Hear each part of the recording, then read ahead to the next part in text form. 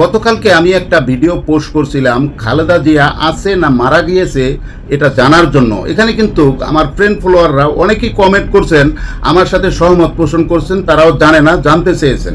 এর মাঝে একজন লোক আমাকে হোয়াটসঅ্যাপে এই পিকচারটা দিয়ে বলতেছে, একটা গালিও দিয়েছে, গালিটা আমি উল্লেখ করলাম না, খালেদা জিয়া এখনও বেঁচে আছে, এই দেখ তোর বাবা সাক্ষাৎ করতে এসেছে। তবে আমার কাছে কেন জানি সন্দেহ লাগলো, এই পিকচারটা তারেক জিয়া যেদিন এসেছে সেদিনের পিকচার না।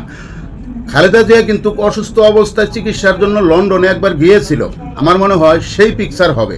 আর যদি বাস্তবে তারেক জিয়া যেদিন এসেছে সেদিনের পিকচার হতো, সোশ্যাল মিডিয়ায় কিন্তু ভাইরাল হয়ে যেত। পিকচার কিন্তু একটা থাকতো না, এরকম পিকচার কিন্তু অনলাইনে অনেকগুলোই দেখেছি, শুধু একটাই।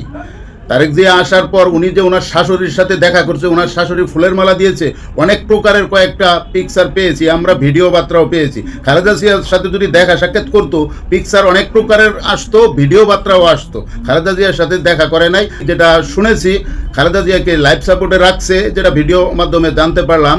খালেদা জিয়ার সাথে সাক্ষাৎ করা নিষেধ। সত্য মিথ্যা আল্লাহ জানে, মারা গেছে না জীবিত আছে তাও জানি না।